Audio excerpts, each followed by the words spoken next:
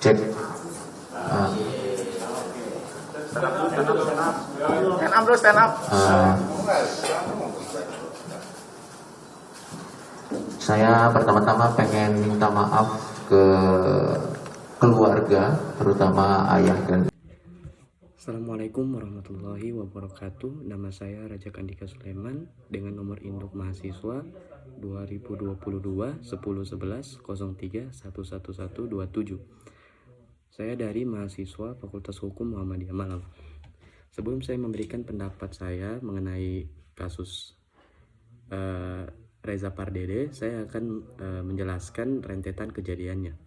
Reza Pardede alias Coki dijerat dengan pasal 114 ayat 1 subsidiar pasal 112 junto pasal 132 nomor 35 tahun 2009 tentang narkotika dengan ancaman hukuman 6 tahun penjara.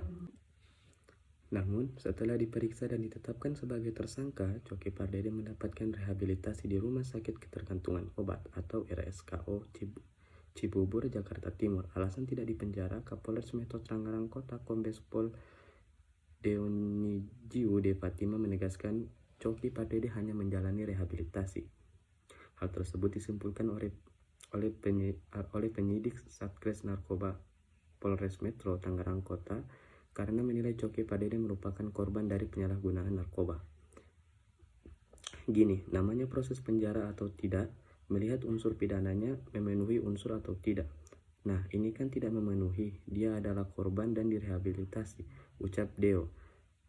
Polisi hanya memproses hukum bandar yang menyuplai sabu ke Coki. Dalam kehidupan orang, selama ini kan ada jadi korban, disuruh segala macam, akhirnya yang bersangkutan kami kenakan rehabilitasi.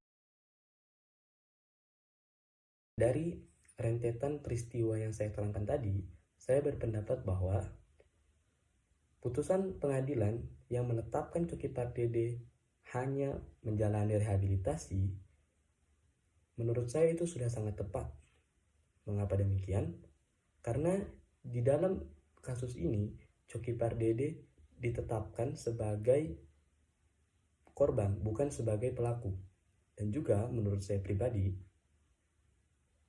ketika seseorang pengguna narkoba atau seorang yang menyalahgunakan obat-obatan, kemudian dia dipenjara tanpa adanya pemahaman bahwa narkoba itu berbahaya, dan dia tidak diobati, dia itu akan berpikir bahwa dia akan takut untuk menggunakan narkoba karena akan ditangkap polisi, bukan takut akan bahayanya.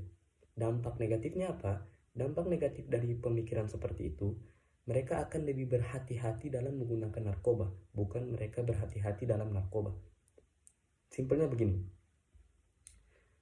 ketika seorang itu menggunakan narkoba dan kemudian ditangkap tanpa adanya pemahaman bagi dia bahwa narkoba itu begini, dan dia tidak diobati, maka dia akan terus kecanduan. Setelah dia keluar dari penjara, dia akan belajar dari kesalahannya untuk tidak tertangkap narkoba, bukan untuk tidak menggunakan narkoba. Kalau menurut saya pribadi, pendapat saya itu berlandaskan kepada teori hukum pidana relatif, yang dalilnya hukum pidana itu diciptakan untuk menghalangi orang berbuat jahat, bukan balas dendam. Sekian dari saya. Assalamualaikum warahmatullahi wabarakatuh.